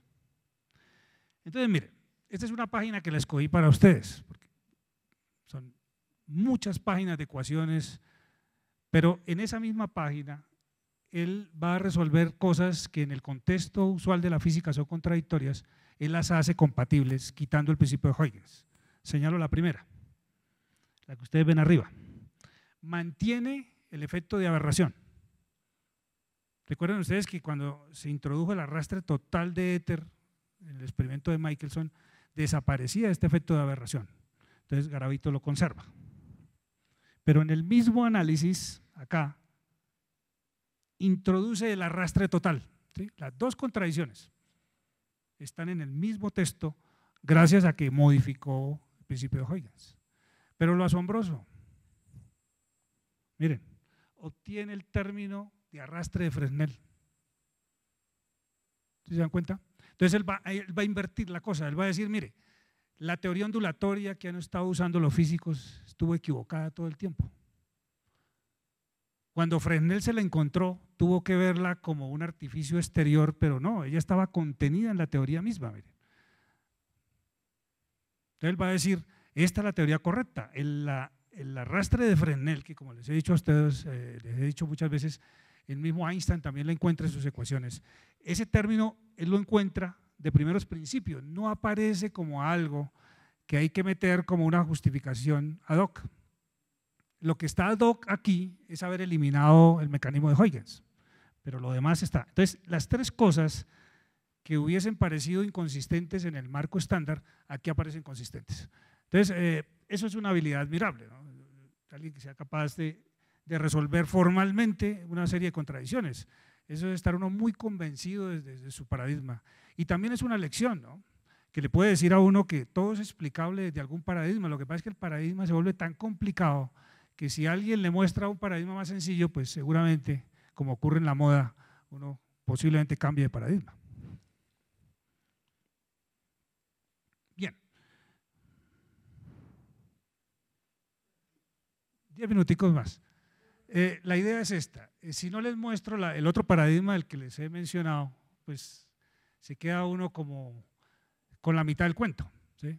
Todo lo que les he mostrado ha sido la lucha por resolver unos problemas desde un paradigma, pero va a aparecer otro. Y noten ustedes los dos postulados con los que Einstein inicia su artículo de 1905. Mírenlos bien. Mire el primero. No hay experimento posible que pueda detectar el reposo absoluto ni el movimiento uniforme. Dos comentarios ahí. Este es el mismo principio de Galileo que les mostré allá en el barco, pero ahora no válido para la mecánica, sino para toda la física. ¿Sí? Aquí está diciendo no hay experimento posible, no está diciendo experimentos mecánicos, de cualquier campo de la física. Y entonces aquí Einstein está elevando ese corolario quinto de Newton o el principio de relatividad de Galileo, lo está elevando a la categoría de un postulado y lo ha generalizado más allá de la mecánica. Y eso sí, una cosa que les comento que ustedes lo deben saber. Einstein desde muy niño, y esa es la fortuna de haber llegado joven a esta discusión, haber llegado joven, ya Garavito tenía sus años cuando se discutía esto. Einstein desde niño ya él reconocía el electromagnetismo como una interacción independiente de la mecánica. De hecho, Einstein era un especialista en el electromagnetismo. Entonces él va a ver esto muy claro. Entonces, él va a decir aquí que toda la física se puede meter allá en la bodega del barco del que hablábamos. No hay manera de hacer experimentos dentro de esa bodega de ningún tipo de física, incluido el electromagnetismo, que me diga si el barco está en reposo o moviéndose con velocidad constante. Es un superpostulado de imposibilidad. Pero esto es justamente todo lo contrario de lo que se hacía con el éter. Toda esta gente que trabajó con la imagen del éter pensaba lo contrario. Aquí Einstein va a decir que se está perdiendo el tiempo, ¿sí? Pero lo coloca a nivel de un principio, de un fundamento. No, esto no va a ser una explicación ad hoc. Por otro lado, viene el segundo postulado, que es la independencia que tiene la velocidad de la luz con respecto a la fuente y con respecto al observador. Con esos dos postulados, Einstein va a criticar toda la fenomenología del siglo XIX. Por un lado va a decir en el paper de 1905 que el éter es superfluo. No está diciendo que sea falso ni que esté equivocado, sino que es algo del cual se puede prescindir, ¿sí? Por otro lado, esto que es una maravilla, todos ustedes cuando toman sus cursos de electromagnetismo pueden verificar la ley de inducción de Faraday, ¿cierto? Si uno introduce un imán por una bobina, pues puede verificar que se genera una corriente eléctrica. Eso lo sabían perfectamente en el siglo XIX. ¿Cuál era el problema? Que en el siglo XIX esta ley era válida siempre y cuando el imán se moviera con respecto al éter. Y si no se establecía, porque las leyes de Maxwell eran únicamente válidas con respecto al éter, si no se establecía esa condición, no se podía entender la ley de inducción de Faraday. Hoy día nosotros no lo leemos así, ¿cierto? A nosotros nos daría lo mismo que se mueva la bobina o que se mueva el imán. Eso es una manera también de decir que los movimientos absolutos no están dentro del ámbito de la física, que no lo puedo establecer en términos de movimientos absolutos, sino en movimientos relativos. Son los comentarios que hace Einstein en la introducción del artículo. Bien, si alguien me lo pregunta después se lo contesto, pero no lo voy a decir acá. Ustedes de pronto lo saben. Esos dos postulados con los que Einstein va a construir la relatividad especial son aparentemente inconsistentes. Aparentemente se contradicen. Y Einstein lo sabía. Y no sabía cómo resolver ese misterio hasta que se le ocurrió una idea brillante, que yo la voy a contar aquí como una anécdota porque a lo mejor no fue así. Algunos historiadores cuentan que posiblemente Einstein tuvo esta experiencia. Piensen ustedes, este es el famoso reloj de Berna, de la torre de Berna, donde Einstein trabajó en la oficina de patentes. Y supongan ustedes que Einstein va sentado en la parte de atrás de ese bus, mirando hacia el reloj. Y a Einstein se le ocurre, ¿qué pasaría si el tranvía, el bus qué pasaría si se moviera a la velocidad de la luz con respecto al reloj que está mirando? Él está en la parte de atrás mirando la hora que le indica el reloj. Y de pronto dice, si el tranvía se moviera a la velocidad de la luz, pues ya la indicación del tiempo del reloj no me llegaría, porque esa señal me llega a través de la luz. Entonces el tiempo se detendría. O sea, la idea brillante que él la va a convertir en lo siguiente. Y este va a ser la clave de todo. Que la simultaneidad de eventos, estamos hablando de simultaneidad de eventos, términos muy precisos, donde eventos puede ser cualquier cosa, la colisión de una partícula con otra partícula. Cuando se dan en la naturaleza eventos, los que ustedes quieran, ¿sí? Por ejemplo, la colisión de las dos manos, y pongo a dos observadores a medir los tiempos en que se dan los dos eventos, cuando las manos salieron y cuando se encontraron, voy a encontrar que no coinciden las mediciones. Y eso uno lo puede entender muy fácilmente como Einstein lo expresó años después. Piensen ustedes en un vagón que está pasando frente a un observador que está quieto en el andén, viéndolo pasar. En ese vagón hay una persona en la mitad, justamente en la mitad, que va a disparar dos rayos de luz hacia los lados. Para ustedes, piensen ustedes que el vagón va hacia allá, ¿sí? Ustedes son los observadores. Y justo cuando el vagón pasa frente a ustedes, y en particular el observador que está en la mitad del vagón, justo en ese momento, él dispara dos rayos de luz hacia los lados. ¿Qué ven ustedes? Si el vagón va hacia allá, ¿cierto? Hacia la derecha, y los dos rayos de luz salen a encontrar los dos extremos del vagón, ustedes verían que el rayo de luz que sale de este lado hacia la izquierda llega primero a la parte de atrás del vagón que el que va hacia la derecha. ¿Por qué? Porque el frente del vagón se está alejando. Eso verían ustedes. Pero entonces ustedes concluirían que los rayos de luz llegaron a los extremos del vagón en momentos distintos. Ahora le preguntamos al señor que está en la mitad del vagón, ¿usted qué piensa? ¿Llegaron o no al tiempo los dos rayos de luz? Él no va a coincidir con ustedes, él va a decir, no, los rayos de luz llegaron al tiempo. ¿Por qué? Porque si ese vagón se mueve a velocidad constante, recuerden ustedes que los sistemas que se mueven a velocidad constante equivalen a estar en reposo. Y entonces si yo estoy en este salón, que es el reposo, digamos relativo aquí entre nosotros, y yo disparo un rayo de luz justamente en la mitad del auditorio, pues yo veo que los dos rayos de luz se van hacia los extremos y llegan al mismo tiempo. Entonces noten ustedes que la medida de la llegada del tiempo a los dos extremos del vagón difiere dependiendo de quién lo mida. Eso es lo que está diciendo Einstein ahí. Y con eso Einstein resuelve la aparente contradicción entre los dos postulados, que seguramente tenía que ver con todas esas contradicciones de la física del siglo XIX, y recalcula las transformaciones de Galileo, que van a ser las mismas, salvo un factorcito que las multiplica, y miren ustedes cómo cambia el teorema de adición de velocidades. Ya no es sino aparece multiplicado por este factor. Y un ejercicio muy bonito que uno puede hacer es que con este factor uno puede explicar el arrastre de Fresnel, ¿no? También lo puedo tener desde acá, pero con una teoría totalmente distinta. Conclusiones. Para señalar lo relevante de todo esto. La primera, la que está arriba, al parecer fue la idea más ingeniosa que introdujo Garavito en la física. Fue explicar cómo es que los electrones aumentan, entre comillas, la masa, que es como se lee hoy día. Visto desde el experimento, equivale a que los electrones vayan hacia el centro del tubo y no se deflecten hacia los lados. La segunda, la explicación que hace Garavito de esa paradoja óptica y cómo la resuelve, pero la resuelve con una explicación ad hoc. Tiene que eliminar la construcción de Huygens, pero hay que reconocerle que hace toda una construcción de una teoría ondulatoria. De hecho, yo quedé aquí iniciado porque yo diría, bueno, ¿será que con esta construcción uno sería capaz de explicar, por ejemplo, la difracción? No lo sé, ni lo encontré en lo que hizo Garavito, pero yo no he leído sino una parte muy pequeña de lo que él hizo. Entonces, no lo sé.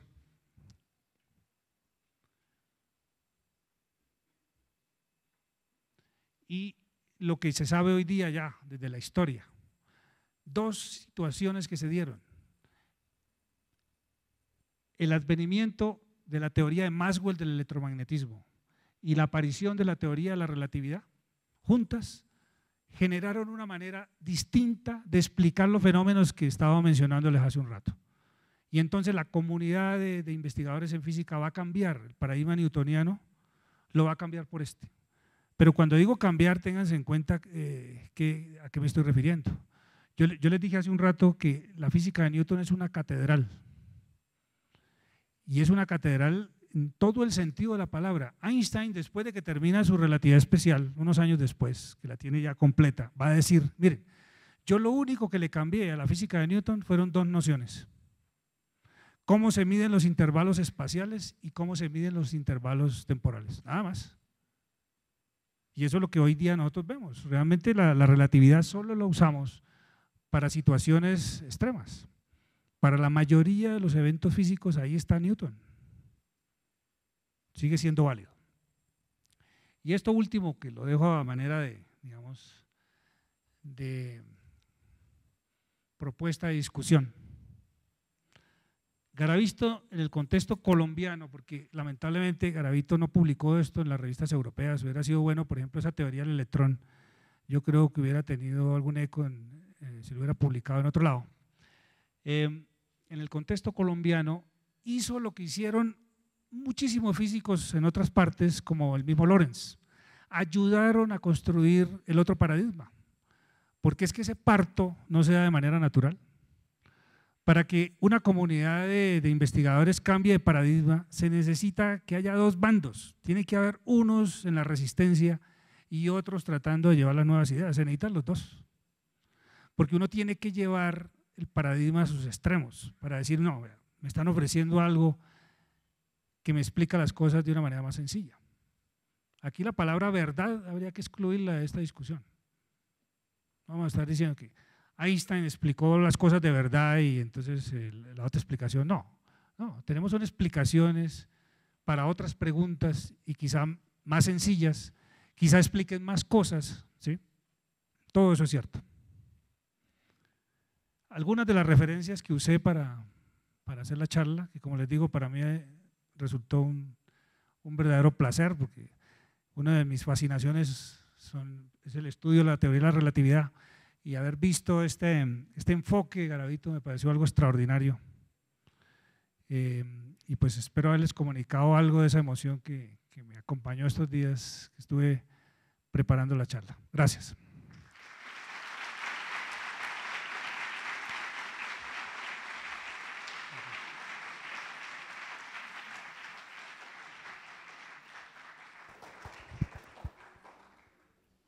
Bueno, nos alegra haberlo emocionado y haberlo puesto a trabajar, profesor Robert. De eso se trataba. Bueno, aquí han llegado unas preguntas bastante interesantes. Pregunta un estudiante de matemáticas. Dice primero, Garavito rechazó la relatividad más en base al punto de vista de Poincaré. ¿Por qué no leyó a Einstein? Bueno, yo pienso que para la época, ¿sí? El artículo de Einstein se publica en 1905 y seguramente las primeras publicaciones van a aparecer en inglés, ¿no? Las traducciones van a aparecer en inglés, pero unos años después. Y Garavito lee fundamentalmente francés, ¿cierto? Entonces, yo pienso que los trabajos originales, porque no tengo los datos históricos, los trabajos originales de Einstein, posiblemente los textos, no los comentarios, ¿no? Porque, como les dije, Garavito está muy bien informado, él conoce muy bien lo que está pasando, pero otra cosa es leer los textos técnicos.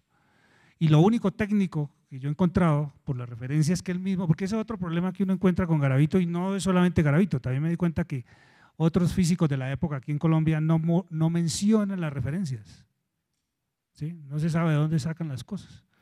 Entonces uno infiere de lo que ve que las nociones técnicas, las que están ahí en la discusión matemática, pues provienen de la escuela francesa, que tiene una visión más matemática que física. Esa es mi percepción, ¿no?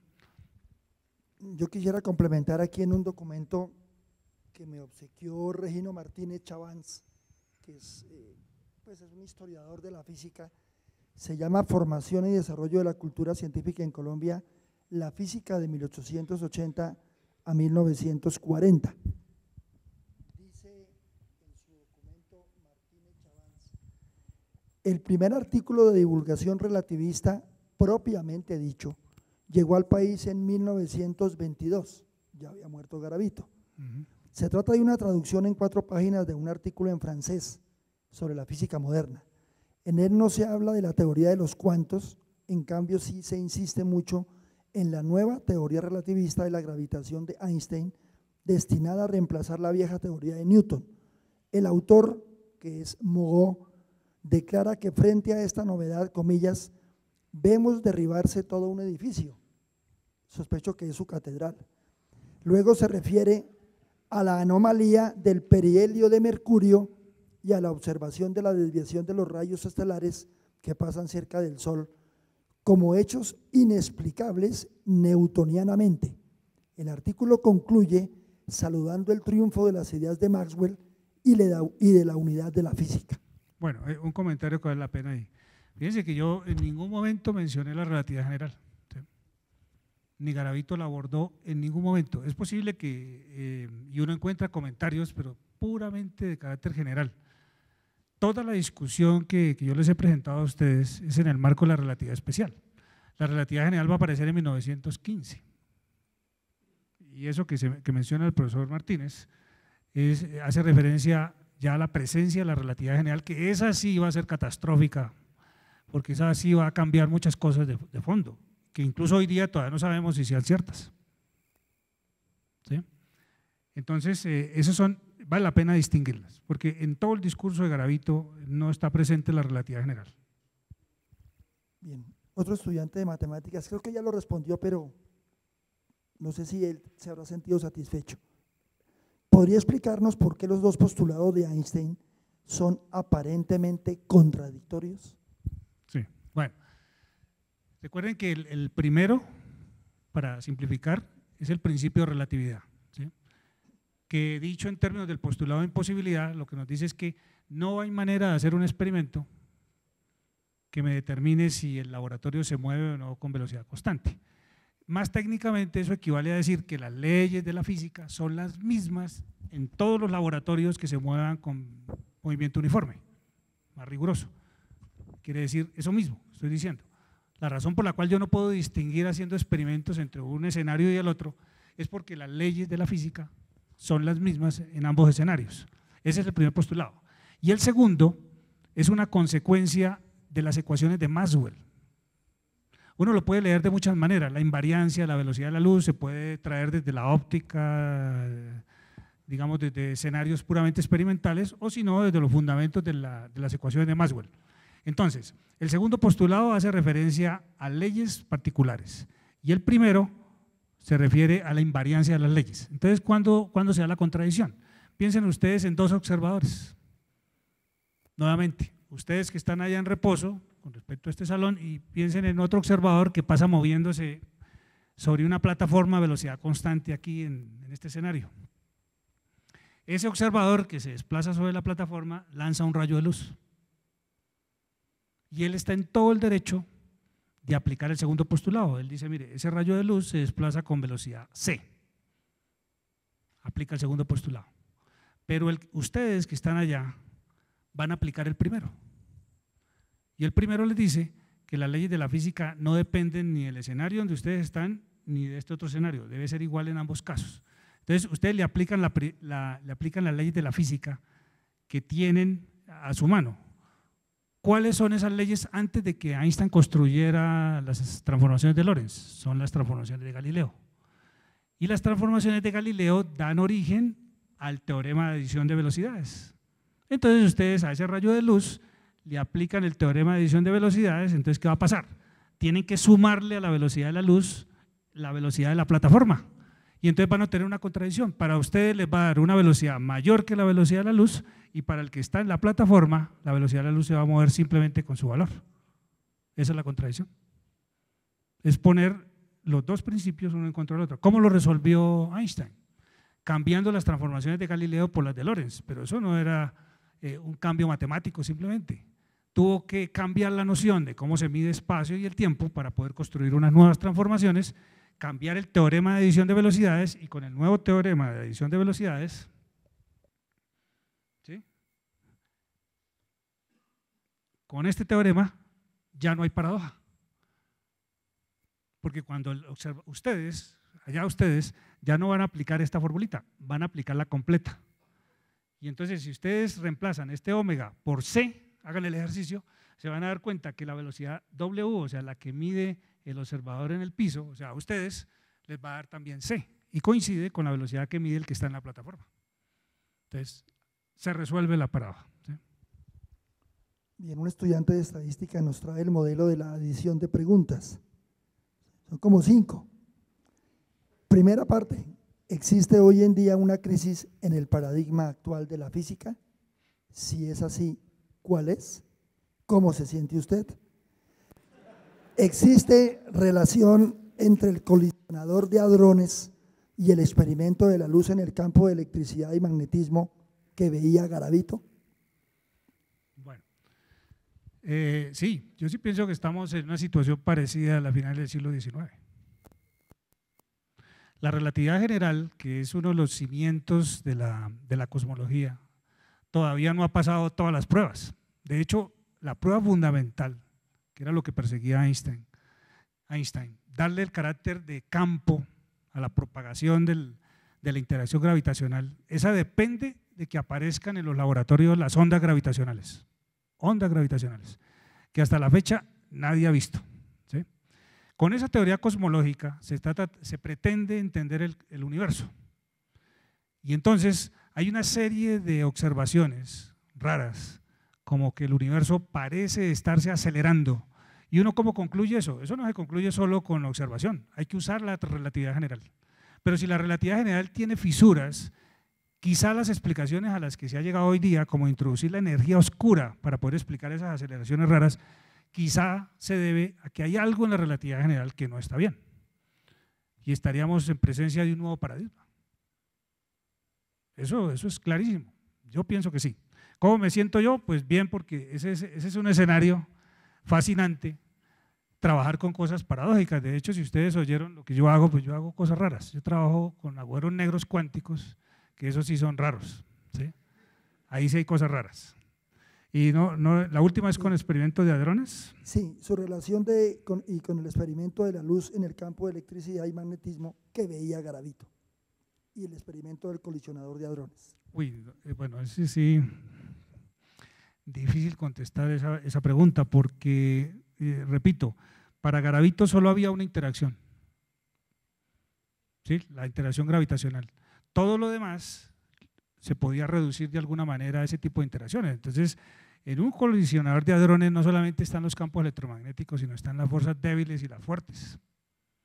Y si uno mete todo eso desde la mecánica, no sé si la verdad cómo se podría explicar. Pero seguramente Garavito le hubiera hecho frente, como lo que hemos visto, desde el paradigma newtoniano. Espero que Alejandro haya quedado satisfecho con la respuesta. Un estudiante de ingeniería química comenta y al final pregunta: a lo largo de la cátedra Garavito, aquellas teorías que no van con su corriente de pensamiento, él les atribuye errores y o las descarta. ¿Cree usted que Garavito peca por arrogante? Bueno. La estaba pensando, profesora Clarita. Bueno, yo hice una lectura desde la física y no desde la psicología, ¿sí? Puede ser, ¿sí? O sea, la verdad yo estuve fascinado por el mundo de las ecuaciones que encontré y no tengo esa percepción, digamos, que sí la podríamos tener el próximo miércoles, ¿sí? Cuando confrontemos otros aspectos de Garavito. Pero sí, aparte, digamos, de la percepción psicológica, yo lo que veo es alguien muy convencido, por lo menos en lo que está escrito desde el punto de vista físico, está muy convencido de su paradigma y está convencido de que ese es el paradigma de verdad, que ese es el que explica las cosas.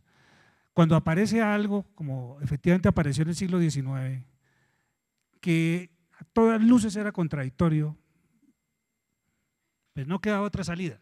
Sí, o cambio yo todo el establecimiento, que es el cambio de paradigma, o asumo que hay algo que está mal en la formulación clásica. Y entonces él, desde su programa de investigación, que es lo que yo les mostré ahí a lo largo de, por lo menos en 4 artículos dedicados a la óptica, va a construir una teoría para mostrar que hay errores. No tanto en el artículo de los electrones, ¿no? El artículo de los electrones es un chispazo que tiene ya Garavito, aislado de todo lo demás. Pero la construcción que él hace de la teoría ondulatoria sí la hace con el fin de explicar desde el paradigma newtoniano la paradoja y la explica. Claro, seguramente se le va a distorsionar la óptica física, como los críticos lo dicen. Él explica muy bien lo que necesita explicar, pero va a tener problemas para explicar la difracción y para explicar otras cosas que no sé si algún día, si en alguna parte de escritos, que por lo menos no los que yo vi, haya intentado resolver, ¿sí? No lo sabría. Si usted me permitiera una licencia, en este mismo documento de Martínez Chavanza hay algo que me causó curiosidad. Él afirma: el año de 1919 dividió la historia de la recepción mundial de la teoría de la relatividad en 2 periodos, un antes y un después del eclipse total del Sol el 29 de mayo de 1919. Con su observación se verificó la desviación de los rayos luminosos estelares que pasan cerca del Sol, como lo predecía la reciente teoría relativista de la gravitación de Einstein o teoría de la relatividad general. Este hecho coadyuvó a enfocar definitivamente la atención sobre esta novedosa y revolucionaria teoría general y a suscitar la adhesión entusiasta, al menos a la teoría especial, la cual ya había adquirido un estatus de teoría exacta y admitida de logro definitivo. Durante el periodo del antes, la teoría de la relatividad, sobre todo su versión especial, tardó mucho en ser conocida explícitamente en Colombia, lo que retrasó su debida asimilación y su eventual enseñanza. ¿Qué fue lo especial de aquel eclipse? Preguntaría, y estaría de acuerdo con la afirmación del articulista de que esto retrasó la debida asimilación oportuna en el país de la teoría. ¿La general o la especial? La especial. Porque es que una cosa va con la otra, ¿no? Lo digo, es lo que escribe Martínez, ¿no? Sí, porque es que el retraso de cualquiera de las dos, en particular la relatividad especial, pues no va a dejar opción para entender la relatividad general. Hay que haber entendido muy bien la relatividad especial para ver qué era lo que se planteaba Einstein en términos relativistas de la gravedad. Sí, no sabría exactamente cuál es la preocupación. Pues la afirmación de Martínez, ¿no? Realmente, pues… Sí, no, eso es un hecho histórico, sí. Porque hay personas que no están de acuerdo con lo que él dice, pienso yo, o sea, no es tal vez la visión de Martínez sobre el tema. Sí, con seguridad la falta de información precisa, pues eso debió haber influido muchísimo, porque no olvidemos que cuando uno mira el impacto de, digamos, de todos estos trabajos que se hicieron, va a depender de los grupos que van a recibir esa instrucción. Uno ve que de los discípulos de Garavito, así como hubo algunos que siguieron en la posición ortodoxa, varios de los discípulos de él van a pasar al nuevo paradigma, ¿cierto? Hay por lo menos dos bien famosos, el caso del profesor Rosso, ¿sí? De Julio Carrizosa, que son relativistas, pero se van a formar en esa controversia que Garavito hizo escuela, ¿no? De hecho, Garavito hizo escuela. Entonces, a mí me parece eso natural. Ahora, que la información no haya llegado a tiempo, bueno, eso sí retrasó algo que tarde o temprano iba a pasar. Eso sí, con seguridad. Y lo otro es, ¿qué tuvo de especial ese famoso eclipse de mayo de 1919? ¿O por qué se toma como un punto de ruptura o un antes y un después? Sí, porque esa es la prueba física de la validez de la relatividad general. La relatividad general es una teoría.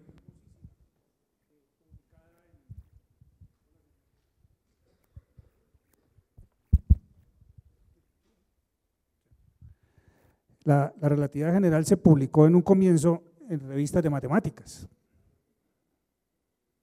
porque era una teoría básicamente de matemáticas, era una extensión de la relatividad especial aplicada al campo gravitacional. Para que eso fuese física, fíjense ustedes que la relatividad especial va a tener mucho eco porque va a resolver todos estos problemas de la óptica, el problema de los electrones, todo eso y otra cantidad de problemas los va a resolver, mientras que la relatividad general pretende descubrir cosas nuevas y fuera de eso dar cuenta de los fenómenos ya conocidos. Entonces la relatividad general no va a ser aceptada hasta que aparece la primera prueba observacional y ese es el famoso eclipse del 19, aunque según los historiadores eso fue manipulado por Eddington, ¿sí? Las placas que prueban la deflexión, que duplica el valor predicho por Newton, esas placas fueron escogidas de tal manera, ¿cierto?, que aparecía ese efecto. Pero posteriormente, años después, y eso se hace cada vez que hay un eclipse y con efectos binarios, que hay cantidades en el cosmos, se prueba que efectivamente la relatividad general en ese aspecto es correcta. Pero en el 19 va a ser ese hecho observacional el que le va a dar, digamos, una primera aceptación en el mundo de la física. Pero no sé si ustedes lo saben, pero la relatividad general solo fue aceptada por los físicos hasta los años 60. Todo ese tiempo estuvo en manos de los matemáticos y de algunos astrónomos que la usaban para estudiar casos raros, pero la relatividad general como física, como la estudiamos hoy, como una asignatura de la física, como una teoría de campos, solo hasta los años 60 va a ser considerada física. Y ya había pasado esa observación del 19. No sé si alguno de nuestros invitados tenga algún comentario, aporte sobre estos temas de hoy. Profesora Clarita.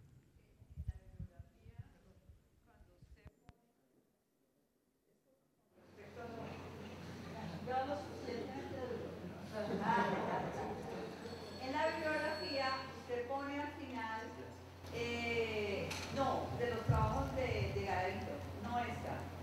Los que usted se supone que revisó. Son esos.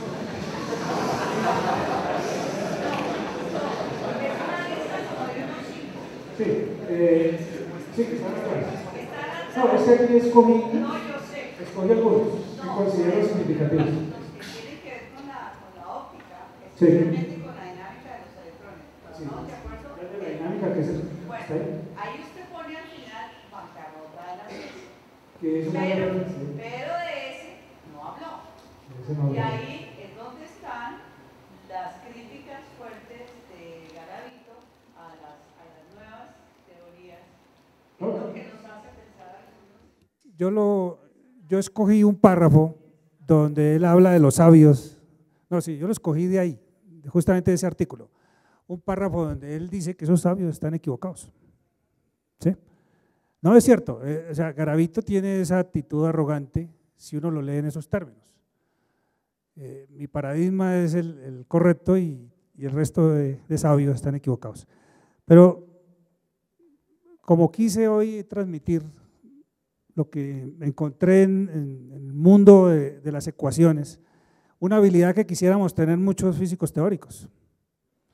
Porque uno tiene muchas ideas, pero conviértalas en una teoría física, ¿sí? Entonces a mí me fascinó mucho ver, porque todos hemos estudiado la teoría ondulatoria y la hemos aprendido de mil formas, pero alguien que de pronto dice no estoy de acuerdo y le cambia esa teoría, algún concepto y la vuelve a construir y con matemática rigurosa, como les dije yo a ustedes acá, eso es algo de admirar, ¿sí? Y que me lleva a mí a pensar de que esto de los paradigmas es una cosa que hay que mirarla con cierta profundidad, aunque el lenguaje Garavito pues siempre era referido a los absolutos, a las cosas verdaderas, que no van justamente en la vía de los paradigmas. Sí, y el de la bancarrota no está ahí, en la lista. ¿Alguien quiere intervenir adicionalmente? Profesor Robel, muchísimas gracias. A ustedes, gracias. Muy amable.